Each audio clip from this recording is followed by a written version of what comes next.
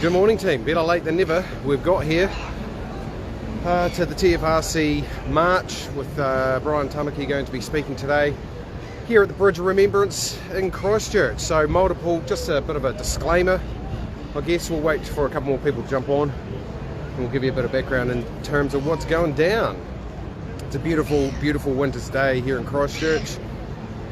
Where it's loving that. I'm a hoodie and t-shirt and wondering whether I'm going to have to go down to t-shirt. It's lovely. Beautiful winter's day. Alrighty team, so yeah, multiple balls in the air here. I badly sprained my ankle just over a week ago playing basketball and can't really still walk on it properly as of yet. I've got a dog in tow and I've got daughters at Saturday netball, so we'll just sort of see how we go, team. We may have to take off. We'll keep it as live as long as possible, but with those caveats in mind, let's go get amongst it. Flip this thing around and have a look. Alright, let's go, dog.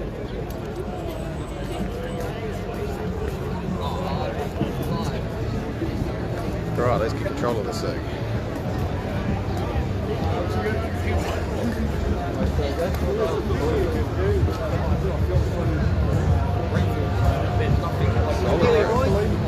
Hello, Daily Examiner. I put you home today. Yeah. I'm poochless. Ah, true. Yeah, how you going? Yeah, good. Yeah, you've been doing some good stuff. Thank you. I appreciate it. I love it. Yeah.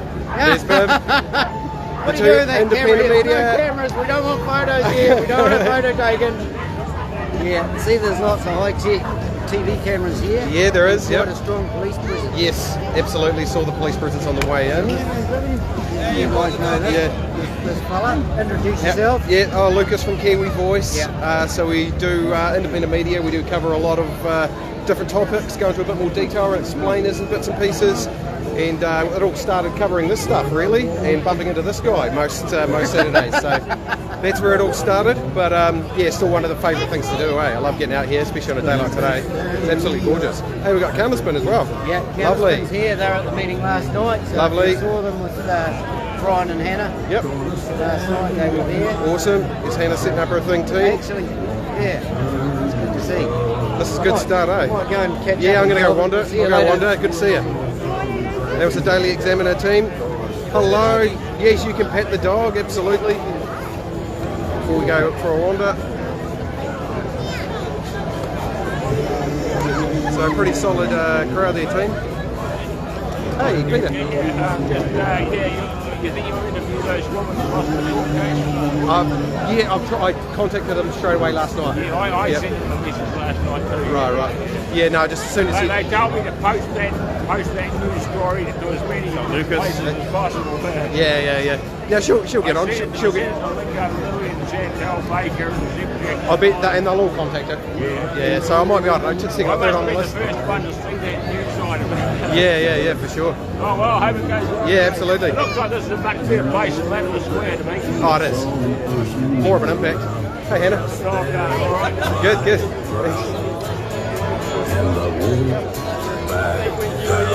So yeah, full house here today, team. Let's go for a wander.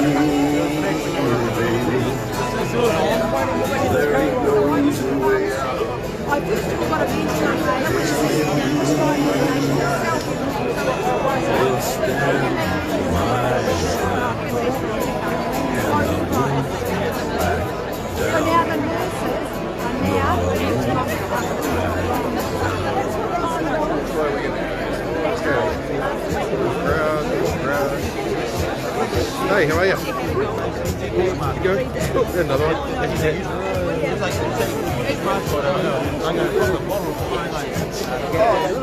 Hey, how are you? Yeah, beautiful day for it, eh? I'm just going with this dog, take a bit.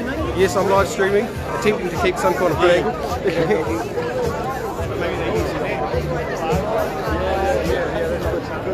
Hello, it's Gugler.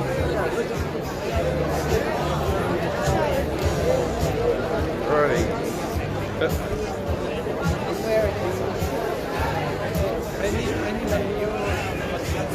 get a bit of an angle from the back, team. Definitely got some mainstream media here. People, bit of coverage. There's another outlet over there. Shivers are swarming with it. Yes, you can. Yeah, it's a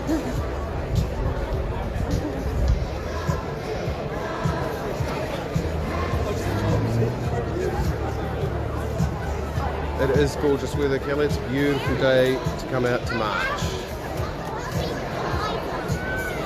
Thanks to everyone that is tuned in. For those that didn't pick up my intro to begin with, we're just going to have to. We're going to continue the live stream as long as possible. We're going to see how we get on. But yeah, multiple balls in the air for me today with children over at the Higley netball courts. 2 daughters playing netball. Dog in my hand. Recovering from a sprained ankle that makes it a little bit more difficult to walk or even run and chase up with the march, but we'll do our best. It's good to be here.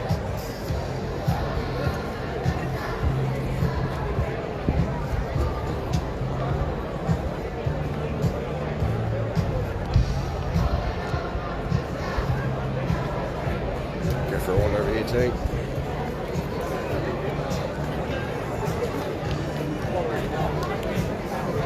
Quite the number of police around.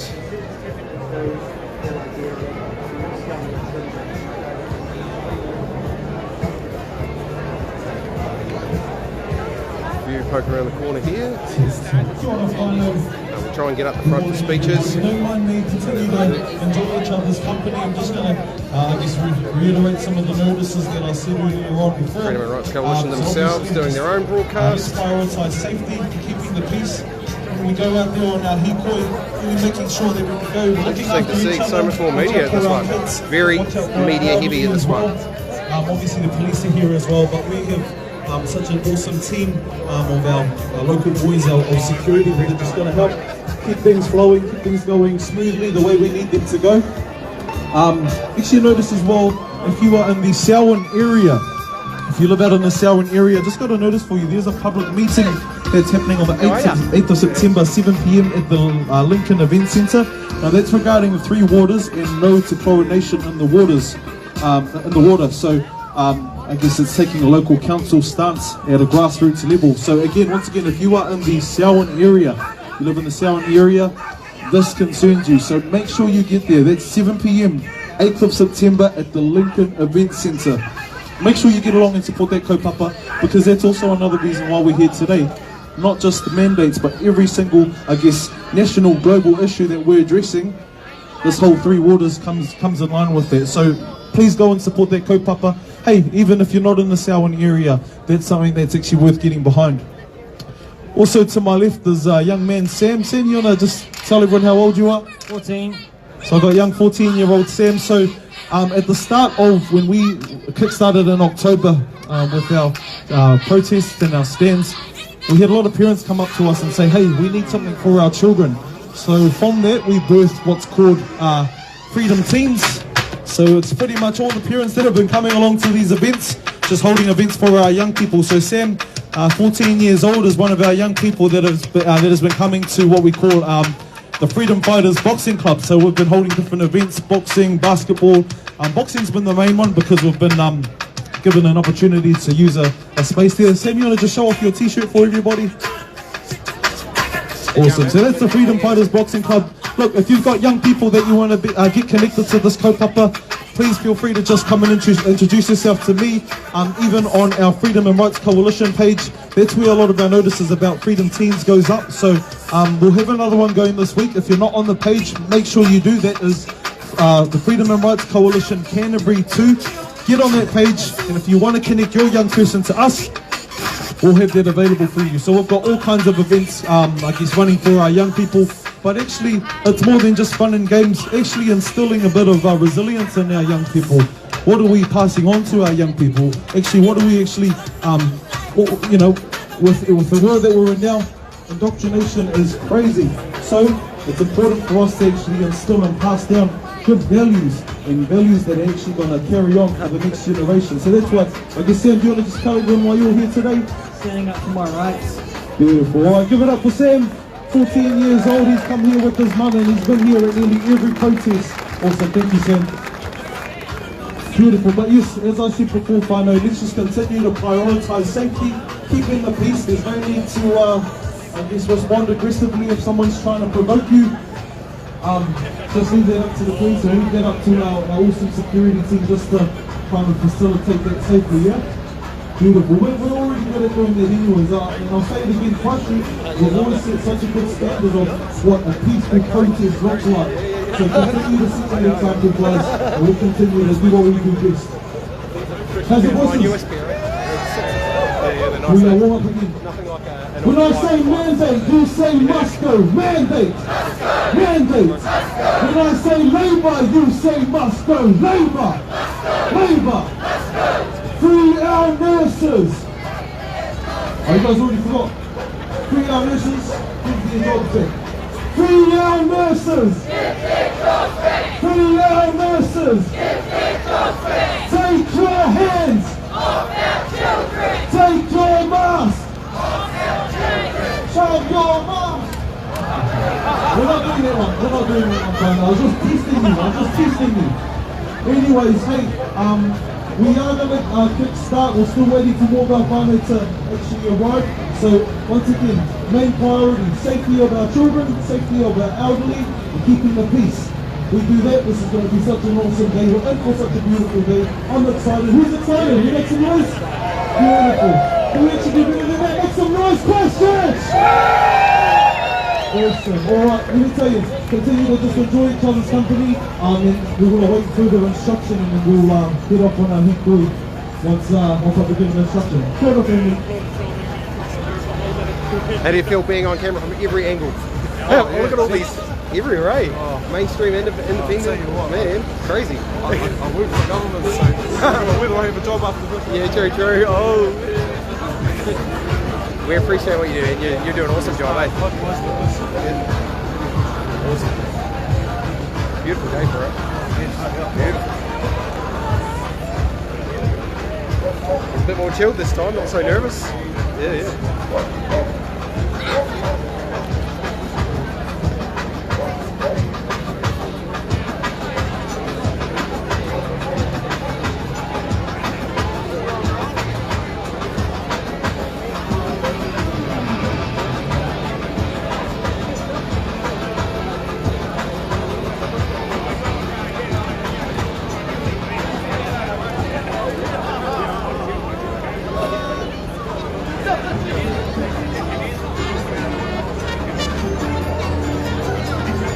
Good looking at that crowd there, team. So at this stage, what do we got? Maybe 200 or 300. It's always hard to pick that number though, and once you get marching, the thing seems to bloody double just about every time.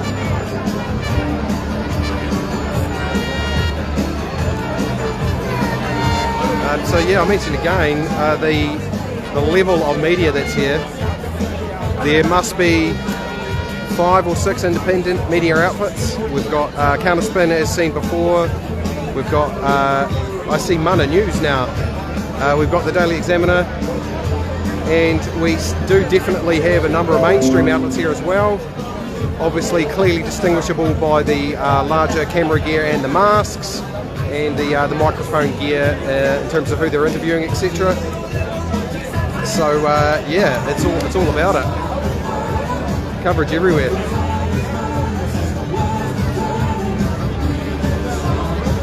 Go for a bit more of a wander team. Let's go and have a look. Before we do that, check the other phone, make sure the children are cool. We are good. Yes, get over here.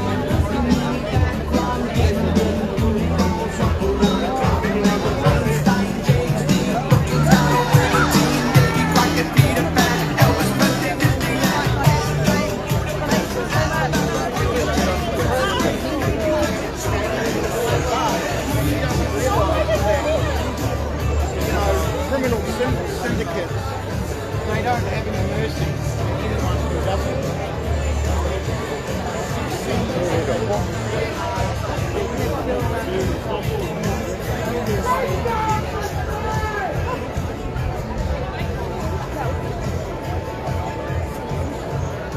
Hi. Hello again.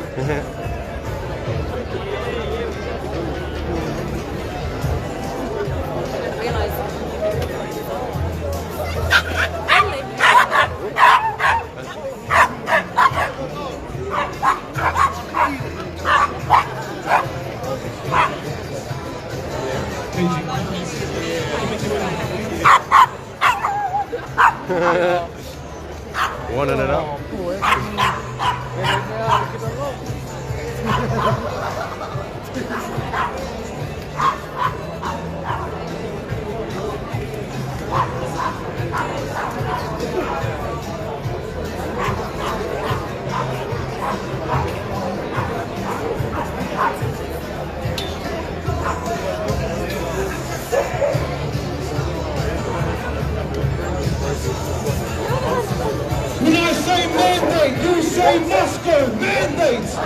Mandate! Free our nurses! Free our nurses! Take your hands! Take your hands! Beautiful. Alright, Whānau, without further ado, it's us. We're going to kickstart today, so we'll start the way we've started every time and get Jordan up to sing our national anthem. Give it up to Jordan! Let's get up there and catch you there.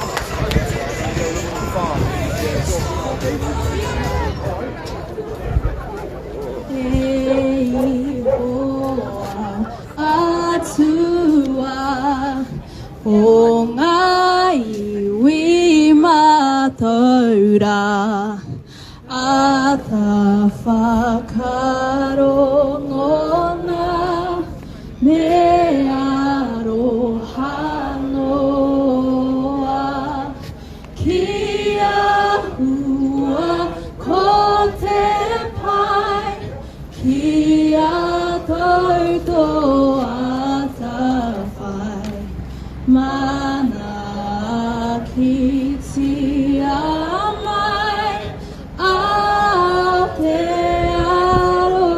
aroa God of nations at thy feet in the bones of love we meet hear our voices we entreat God defend our free land God Pacific's triple star from the shafts of strife and war make her praises heard afar God defend New Zealand.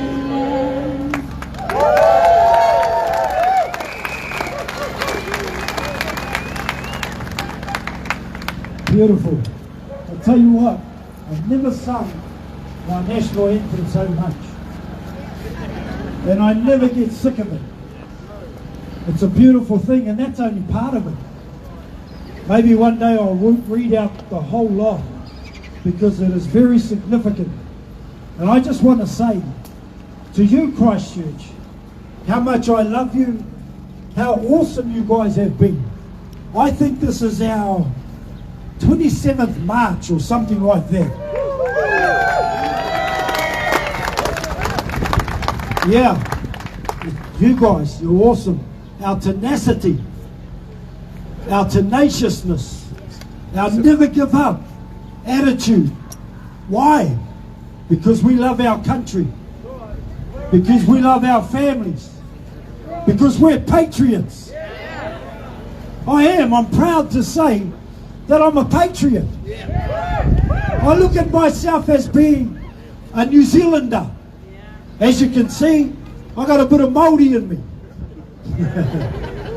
But I also got a bit of European in me. And the only time I really look at myself as being a Māori, when people bring it up, others bring it up. But as far as I'm concerned, we're one people.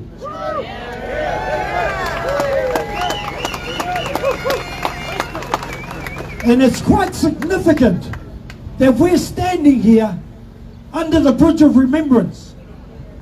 Because these men and women, they went to war and they died so that we could be standing here for our rights and our freedom.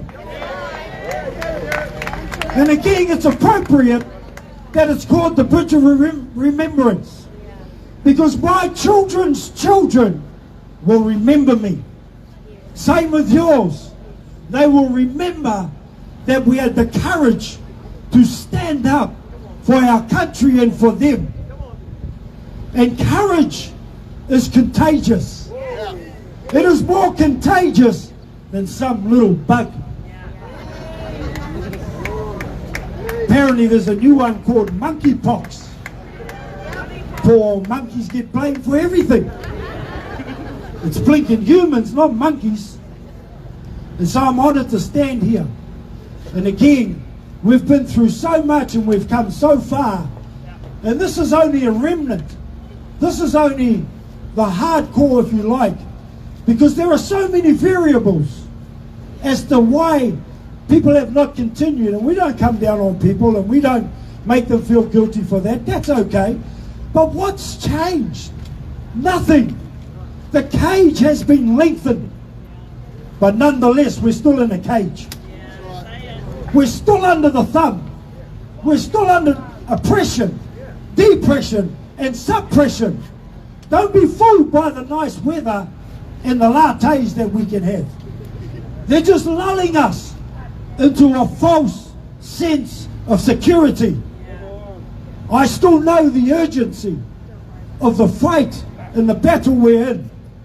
This is not a fight physically. This is a fight of ideology.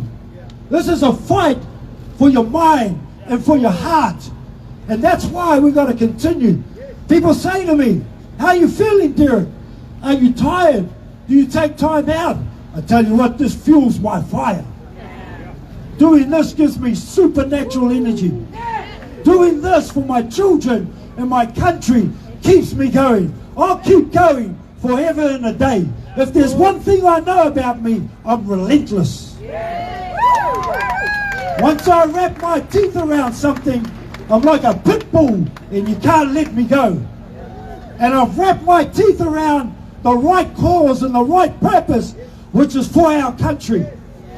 And again I say, what's changed? The government's still in. This corrupt, current government, right at the beginning, I called her the Wicked Witch of Wellington. Well, she's gotten worse. This government is getting worse. As for the opposition, they're as good as useless. What have they done? Some of them have stepped out and shown face. I think some of them are starting to say some stuff finally, but they're all flip-flop.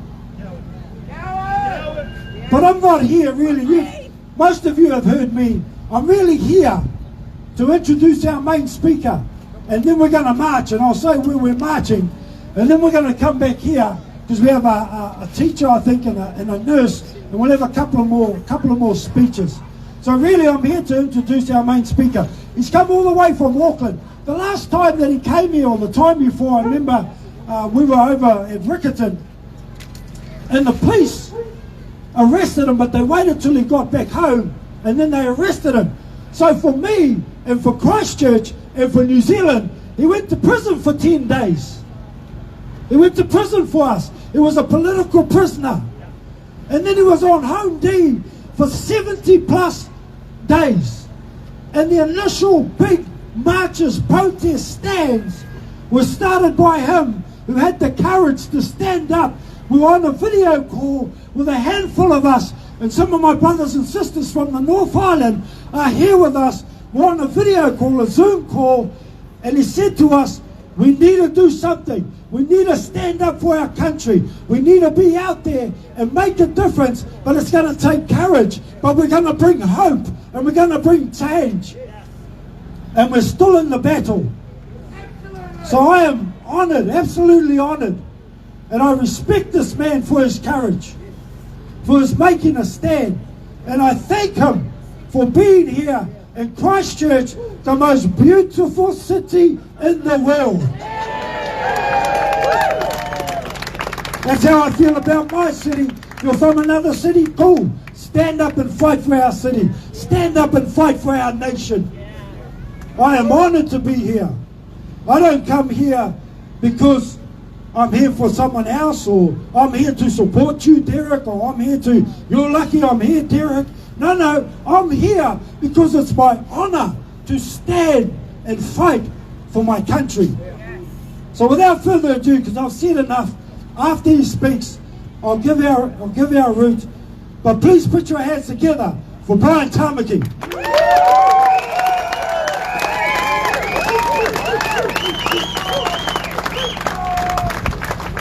Thank you. Beautiful, cold Christchurch. Hey, Hey, thank you so very much for the warm welcome. Thank you, Derek, and the team that have been down here. Yes, you are relentless, and you've been consistently out here marching while many of us had a little rest. But we came back about a couple of weeks ago, as you've seen, because it's not over by any means. We've just started. And so, like Derek said, really, when I have to talk about the destruction of a democracy in a paradise that was the paradise of Pacific, the destruction of our democracy has definitely happened. But I'm telling you something, we're going to get New Zealand back again. We're here to get our country back. We're here to bring an awakening to the people of New Zealand, that I hope they will begin to see why you keep coming down here while people probably raise their eyebrows or shake their heads. They think you're fruitcakes and nutcakes, and they think all sorts of me as well. But we know that we are not. We know the truth. We can see through all of this, and that's very important because we need to save our country. People don't think that this country's in trouble. And as you said, we're driving around. Once she let off the brakes a little bit because a bit of pressure came, and some more people in the mainstream of New Zealand began to open their eyes and see that no jab, no job, forcing us by mandates was not only cruel and undemocratic, but it was an absolute transgression and a crime against humanity. So I'm here, and I wanted to come down here. You like that word, crimes against humanity, don't you? Well, that's what we're doing on the 23rd of August. And, you know, I'm happy to come here today. I know you know a lot about the lockdowns and so forth and the vaccines. And, you know, I want to say today that our vaxxed friends and brothers and sisters in this country now join the unvaxxed. Both the vaxxed and the unvaxxed have been lied to by this government. And the vaxxed have now caught the COVID or the pandemic or one of the variants. They've had it, we've had it, some of us 2 or 3 times over. We got through the bad flu. We also survived the greatest psychological fear campaign on any country on this earth, as in New Zealand. You survived, so give yourself a clap for that. I survived a huge psychological fear campaign. And that's what this government, the fear of, the politics of fear. We've been feared. This people, I went over to Australia after I got out of all, well, I'm not past my restrictions or my bail conditions. The only reason I can be here, because the restrictions that we still have on us are fairly light, that they can't charge me or arrest me. So I hope it can stay cool to the 23rd. But I was in Australia recently and went to see my son, and after 2.5 years, and my grandchildren with my wife, I could literally smell the freedom that is in Australia, which I don't smell here. I still smell the whole oppression that's on the country. I see the fear in the eyes of our people, masked up, and they're still looking at each other that they don't trust. There's still a divisive nature in our country. Unfortunately, she's divided us.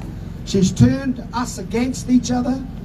You know, that's terrible to know that once a country that was so free and we were all good to each other and helped each other, we were generally understood to be the best country to actually live in and to visit by the rest of the world.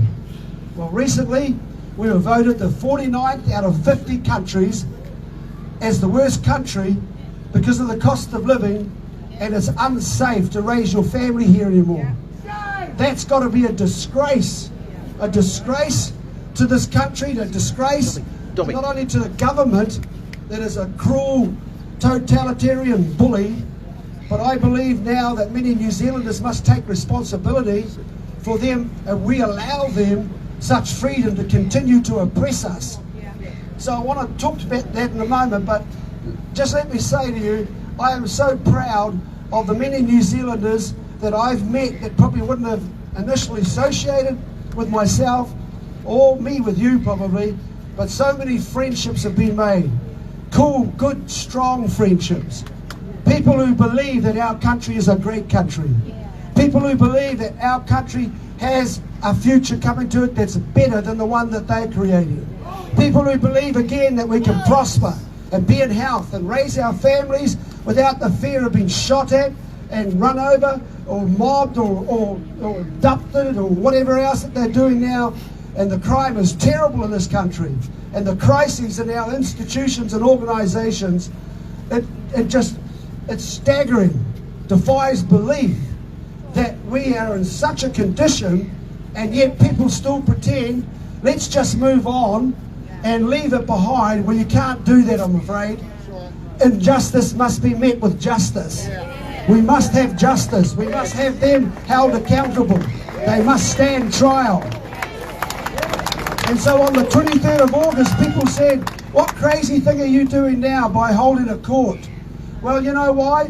Because the judicial system of this country is so weak and so lame.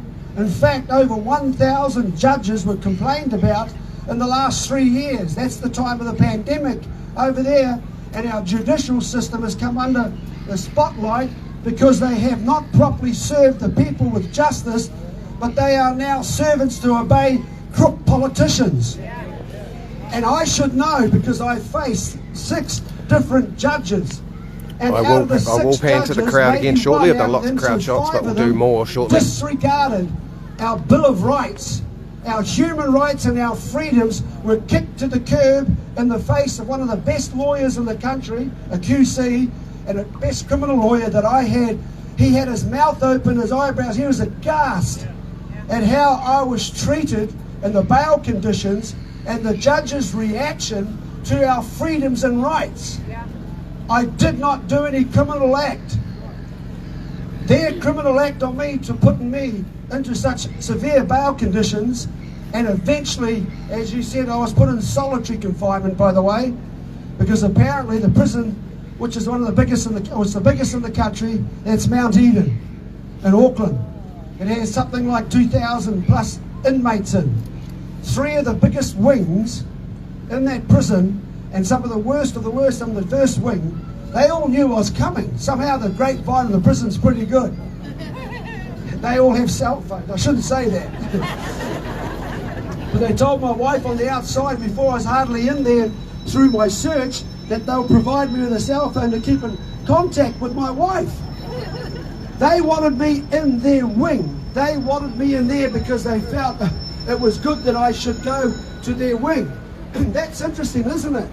That all these inmates and these crooks wanted me in their wing, not in a bad way, but because they respected the fact that Hannah and I's work over 35 to 40 years, helping some of their cousins, their brothers, their sisters, and their family members in the Man Up and Legacy, that we've turned lives around that were probably nightmares in your neighbourhood. So I don't just stand here with talk. We have a lot of walk behind us. And I've been proud to be able to have my life changed for where I was doing very well as a young man in a New Zealand that was safe, and you could be all that you wanted to be. You could fulfill and go for your dreams in this country. And I was in that position up to my 21st birthday. From a farming background, and then I had my own business in forestry, and I love rugby and play league, and I was a musician as well, still am, so I enjoy all those things of life. I didn't have a real need for a Christian crutch, but I had a life change, and my faith gives me my courage, my consistency, and the ability to stand would be beyond just me as a person. I'd probably have rather stayed quiet and in my house and just got on with my work and my money and my bats like most New Zealanders, rather than to put your neck out, stick your neck out, stand up and take the stuff that we have. But you know, I find it really a privilege, and I'm so glad that alongside of us there's been many brave people in this country. Brave people when they were mandated out of their jobs because they made a choice.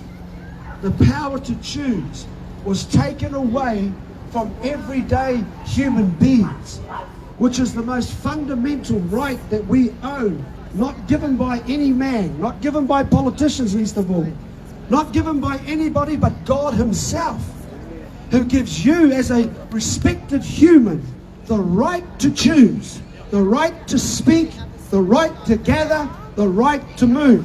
When that right is touched by any government, then there must be a call for a state of civil disobedience.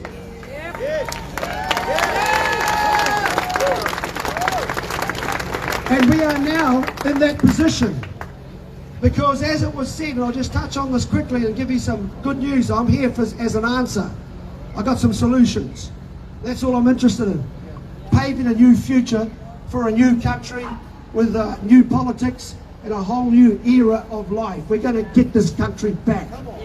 And I'm into Trump, but I'm not really deep into it. But we're going to make this New Zealand far better than the one that we had before the pandemic struck.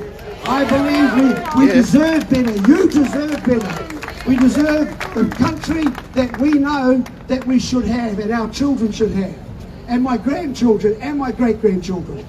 I will not stay silent any longer. I will not stay still. You can't keep me hidden and you can't keep us hidden away.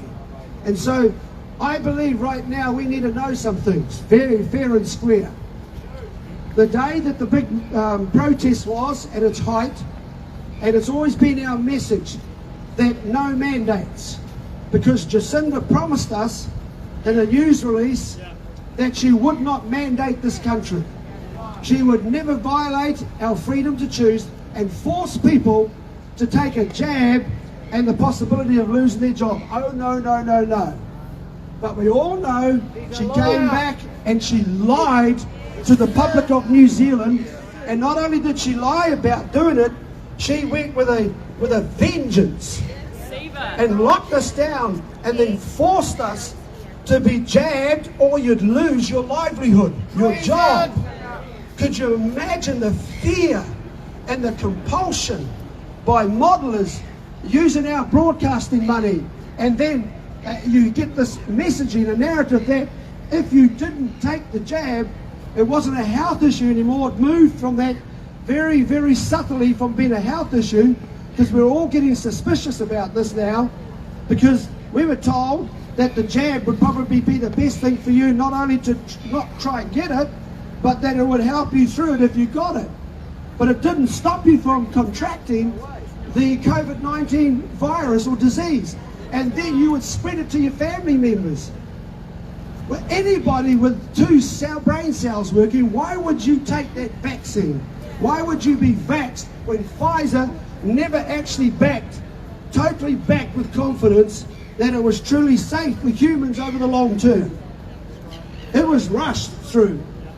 And why would you take something, excuse me, when they said that the vaccine will not protect you from contracting the virus? In other words, you'd still get it, and then you would transmit it. So I chose. And for my family, they made their decisions, but they followed good people who live a good life. And all my kids and my grandchildren and the rest, we never touched it. And my parents and some people close to us, we made a decision on choice to not have it based on common sense. I thought most of New Zealand, 4 million at least, must be making the same, common sense decisions. If you have it, you can catch it still. If you get it, transmit it. And they said, but if you have it, you have more chance of surviving and getting through it. Really? That's been all proven wrong. So the vaxxed now have joined the unvaxxed. And the great elephant in the room in New Zealand now is the millions of my vaxxed friends in this country. And I want to send this message clear to you. We do not, we don't hate. We don't say to you, see, we were right. That's not what we're saying. We're saying to you, you believe the government, you trust people that we voted, that we put into that parliament up in Wellington, that they would be for our best interests. Isn't that right? They're there to serve us. No, that's a joke. They're there to do the best for us. They're there to help us do well, to protect us. Well, they've done nothing of that. And so now the big elephant in the room for the vaxxed is that they've had all these jabs, 1 jab, 2 jabs. most of them forced because their businesses were on the line, and they were concerned for employees and their companies and their jobs and whatever their business was, that they would lose their jobs, and then you threaten somebody's livelihood. You have now abused a basic human right. To take my ability to feed my family and the ability to protect and to clothe my children, to allow me to be able to pay for my rent or my mortgage, but you threaten that by saying you've got to have a jab. That is a human rights abuse. And I believe that our court case on the 23rd has huge validity. We will take them on for medical apartheid. And that's valid. And we're the first country in the world to take a government to court. Now, yeah, let's put our hands together. So I believe it's going to be a global issue. Yes, we're going to bring witnesses to the stand who will witness to you of what the media won't print or say. The amount of vaccine injuries, people who have suffered from job losses, the mental misery, the suicides that have not been printed about, people who have lost their lives because they're afraid to go to hospitals. In the elderly sector, many have actually lost their lives because they were feared into a position of not moving to get to their elective surgery. And when they got there, they found that the whole health system was totally blocked. It was queued. We had people who were stressed nurses, didn't have enough doctors because they'd been mandated out. I want to tell you, we're not free. The mandates are still alive. The nurses are mandated out. The doctors, GPs in this country, Kiwi GPs, Kiwi nurses. I have to say Kiwi because there's a reason. And then we're talking about the ambulance service. Now they hit the firefighters. And they've also got the farmers on edge. Farmers, firefighters and families. Also our flag, that's our country. Also our faith. Also our future. Also our freedoms. And you put the other F on the end to the government.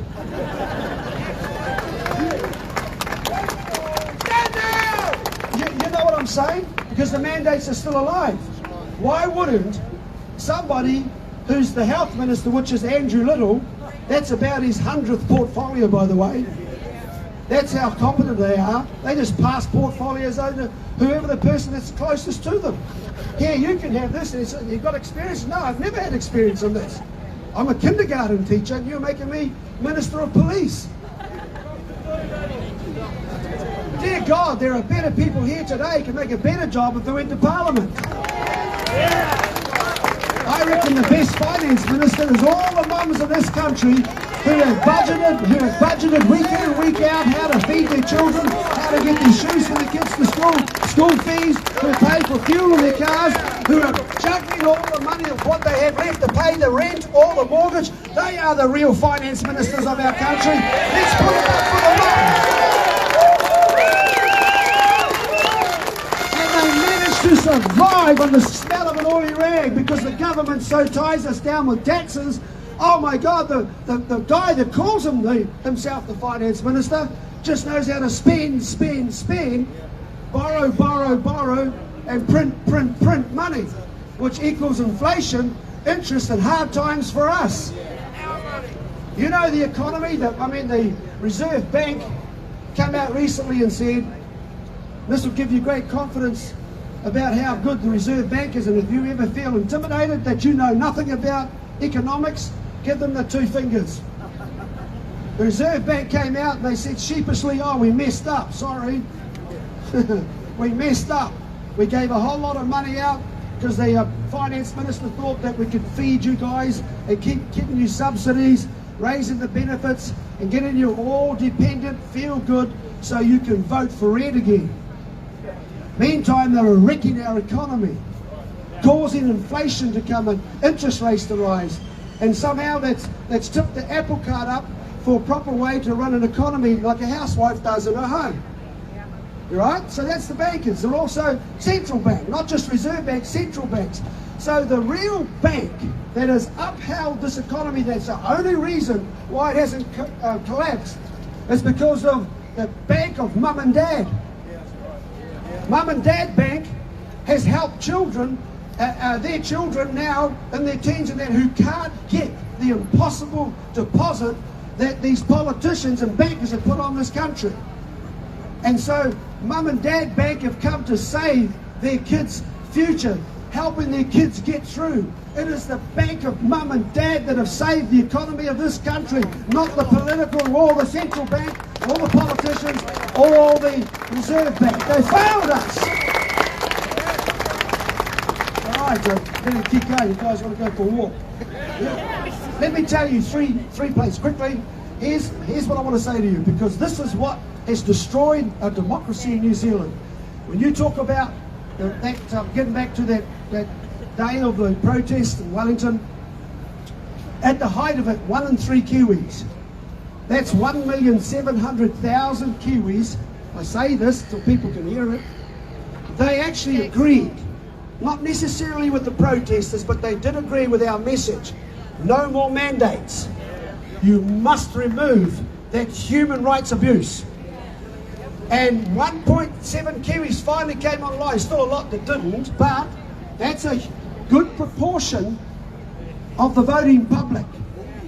Now we have 120 what they call House representatives, which is the right term, because they're supposed to represent the people, not the party or parliament or their personal or party politics. The people. They represent you and I. Believe it or not, we've got so corrupted in our politics that most New Zealanders think it's normal that you never have a discussion with your local MP. And apparently the meaning of democracy is government in discussion with the people. Oh, gee. When's the last time you had a discussion with a politician? They don't want to hear you because they think you're crazy. They like the sound of their voice or the elites of that party that are in charge. Only what they say is what they hear. You don't hear the people. 120 House representatives, this is what happened. With almost a third of the population of New Zealand, that would really demand in any democratic country that you'd have a whole party come out, not just one. You should have a whole party come out, all the elites of it, all the leaders of it. So Jacinda, Robertson and Hipkins, they should have gone 40, 50 metres outside of our house, which we run and maintain across the tarmac, the front part there, which is the grounds which we, the people, own. Yes. Right? We own all of that, and we also pay the ones that are sitting in here. So it's like the employer turning up to his company. And they turned up and saying, we want an account, where's the employees that I pay for and I've hired? That's the 110 that were up in the windows peeping out, watching from up in their fortress. Not one politician came out. Not one. Not one single, no, I'm not talking about Winston or Matt King. They weren't sitting politicians. They had gone, they were out. They just came in there along for a walk for the day to try and start up their political careers again, which I find disingenuous, by the way. I like them both, but they did it wrong. They shouldn't be doing that, launching a political party on the most hurting moment of our lives.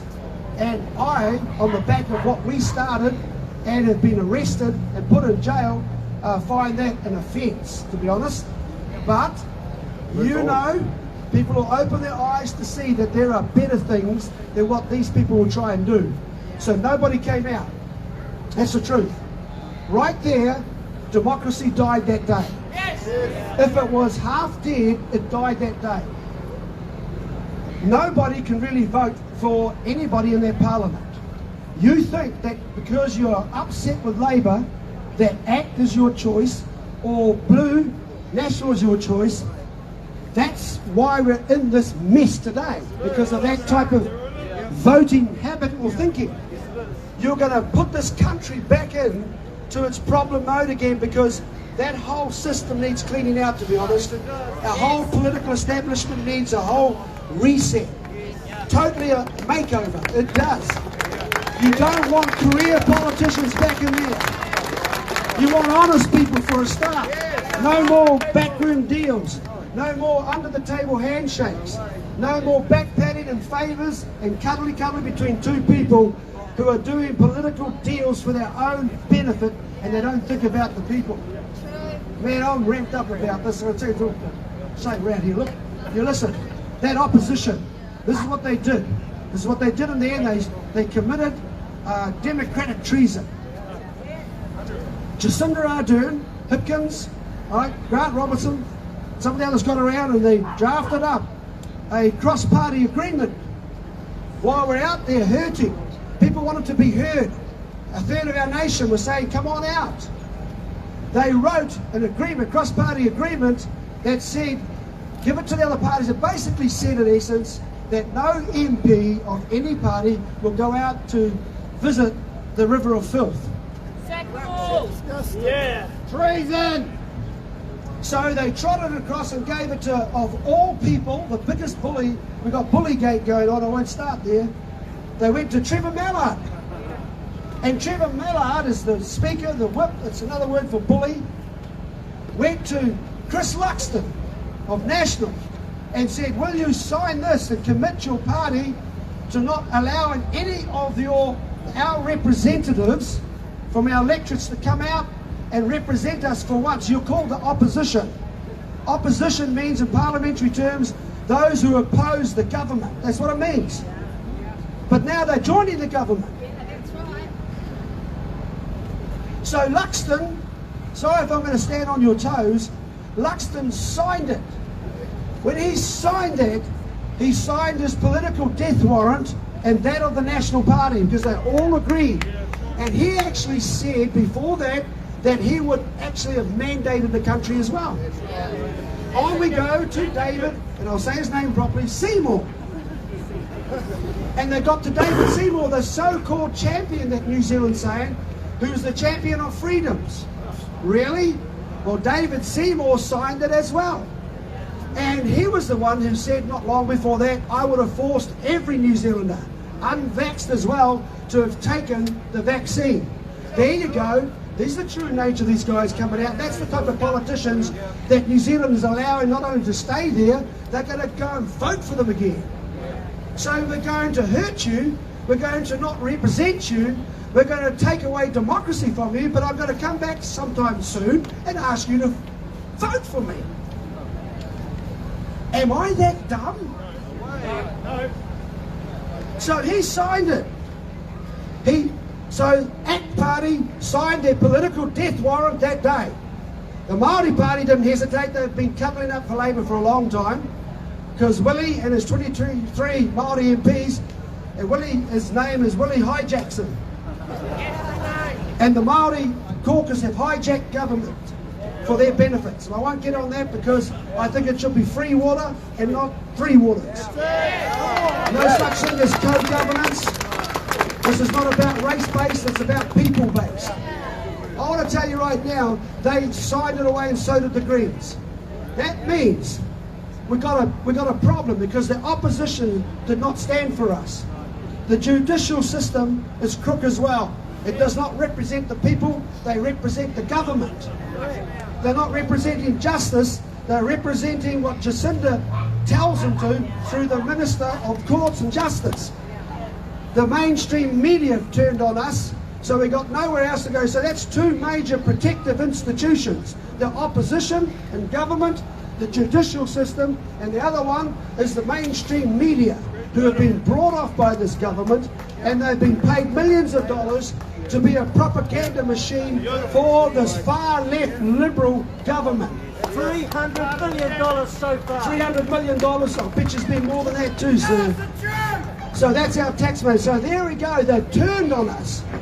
And our judicial system, and now our opposition, and now our mainstream media are all far left, liberal leaning, all pushed into that corner.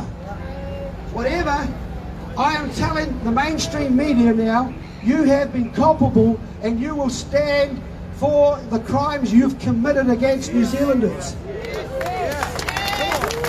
You're there to protect, have free journalism. It's about free press. Journalism is supposed to be free press. telling the truth as it is, not dancing around, making lies and changing it and changing the narrative to fit you and what you are trying to propagate or put on the population of this country and what Labour wants. I want to bring that out, that's true. Now, you've got to understand from the top of the North Island on the 22nd, starting in Kaitaia, a well-organised, the biggest Kiwi road trip of your life. It's worth taking a day off on Monday and Tuesday of the 22nd and the 23rd of August. Believe me, it's going to be the biggest political upset in the history or the century of this country, this century. That's going to be the biggest political upset that we'll have with this government. When the people of New Zealand rise up and get their country back, get their political institution back, and get our future back. That road trip will go to every town. We're not going down to protest with brawn, we're going down to protest with brains. And that's no indictment or criticism to the previous protests. I'm talking about now finishing the job. Bringing home, the fact is that we must do something about a parliament that is now very, very dysfunctional. There are cracks that are now appearing in Labour and National. Bullygate's been going on. The culture of bullying, the way that they misrepresent the people. The people of Tauranga should be all in Parliament on the 23rd and standing there and telling National, you used us to railroad through Mr. Uffendale, and he was put through the Tauranga electorate, didn't even live there, was only in the country for a short while, but Luxton and his economic team wanted a banker. So they used the electorate of Tauranga and they abused the people. They fast-tracked him through to government, and I'll tell you why I'm right. He went straight into cabinet. That's unheard of. You don't just get somebody that's just arrived or he's in another country and then you use the Tauranga people as a laundering front to bring him through, because they knew that there's a committed people who are blue as, and they would vote no matter what, no matter who stands there. He has never been in Tauranga. And I know he's suffered a lot because of his bullying past, but he's a victim really. He's not the person that we should be aiming our sights at. The person we should be aiming our sights at is the guy who's even pushed his office staff out to take the blame from, and that's Luxton, National. That's right, that was cowardly. That is not the leadership I want in the opposition. He hid behind his staff and blamed them. He is culpable and he's the blame. They knew what they were doing. Here's the biggest abuse of all. They abused the people. They just used you.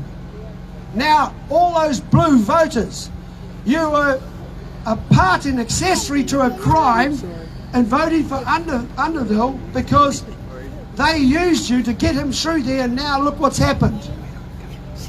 Because you did not do proper politics and get somebody who cared about you locally. And this is where politics is going in the future. Somebody who had the interests and the hearts of the local people, not some central political power that makes decisions up there between three people. So what's happened here? Well, I went over there and I was asked to go to the by-election. I really had no interest, but then I found out why. We need to unite all the parties that are carrying like-minded thinking as we have about where this future should go. And so I did that. I got with some other people. I said, look, we need to unite these people who have a heart for you, who are carrying good political sense, who can see that our future depends on us being in that world that we want to change. And so we have to go back to politics and take an interest, because that's where our trouble came from. Yeah. And so I got together, we've been working very hard. The Freedom Rights Coalition have now managed to have 3 political parties of note too, and one is even polled, who have now made a commitment together that we will join under an umbrella which most likely will be called Freedom New Zealand, just to identify, but it's a party for all hard-working Kiwis. It's a party for all Kiwis who see that we need to have political change, and we're fed up being led down the garden path by all of these political parties and these politicians. So I haven't got time to talk to you about the ins and outs. I know you have a lot of questions, and so does New Zealand have questions. But we will be launching this new umbrella party with the component parties who've agreed fundamentally to some bottom lines that matter. Things like cementing the Bill of Rights and the supreme law status. We've got to have that there now, so politicians and judicial systems cannot abuse the people ever again. And our sovereignty as a people must return back to us.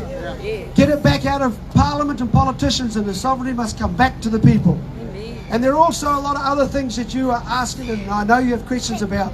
But believe me, we've been working hard with some good people. I trust that.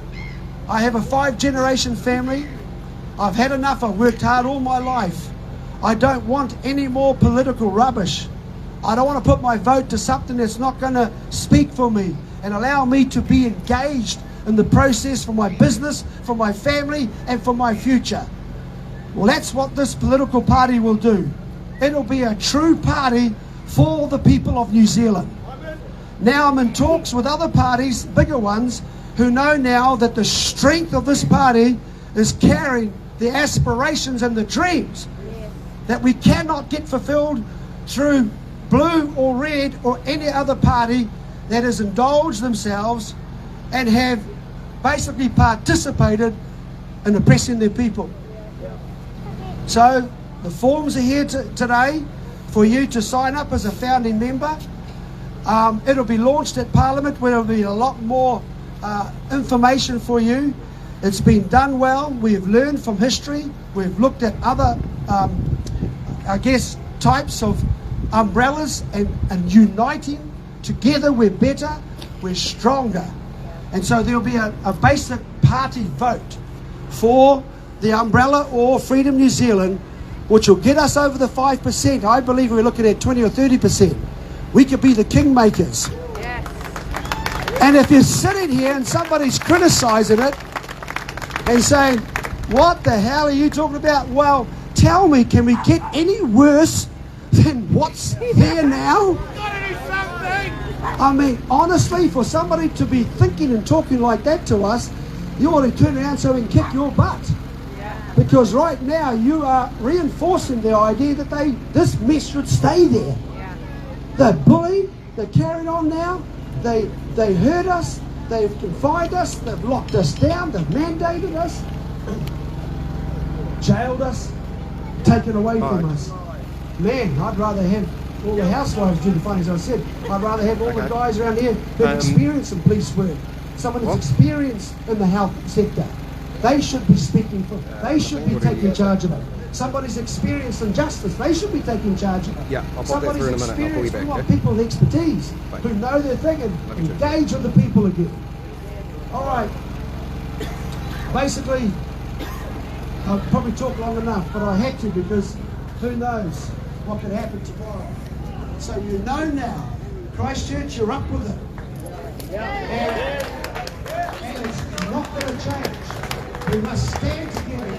We must hold hands together. And more of your friends must be told about how crucial the 23rd is of August. Okay team, we've got to log off just quickly. Really appreciate everyone taking the time to tune in, and for all the stars you're sending my way, that is fantastic. I'm so appreciative of it. Thank you to everyone that's been on. Give me 5 or 10 minutes and we'll be back on, and we'll get to the march as it goes through. Just got to attend to a couple of issues. Talk to you soon team.